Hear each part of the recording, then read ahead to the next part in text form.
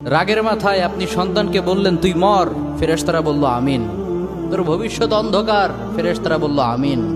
রেগে মেগে আপনি আপনার মেয়েকে বললেন জীবনেও তোর কপালে স্বামীর ভাত জুটবে না, ফেরেশতারা আবারও বলল আমিন।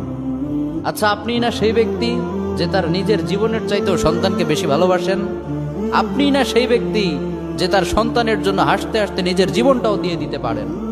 আপনি না সেই ব্যক্তি যে আল্লাহর কাছে নিজের চাইতেও সন্তানের জন্য বেশি দোয়া করে? তাহলে কি করে নিজের হাতে নিজের সন্তানের এত বড় ক্ষতি করতে পারলেন? Doesn't make any sense. Common sense বলতে কিচ্ছু নাই আপনাদের? আপনারা কি জানেন না আপনাদের রাগের মাথায় বদদোয়া করাগুলো ফেরেশতারা আমিন বলে? দাওয়াতুল ওয়ালিদ আলা ওয়ালাদি, বাবা মা তার সন্তানের জন্য যেই দোয়া করে সেটা ভালো হোক কিংবা বদদোয়া হোক, আল্লাহ সেটাই কবুল করে নেয়। এজন্য খবরদার, নেভার কার্স ইউর চিলড্রেন। রাগের মাথায় কখনো সন্তানকে অভিশাপ করবেন না। খুব বেশি রাগ উঠে গেলে তার জন্য উল্টা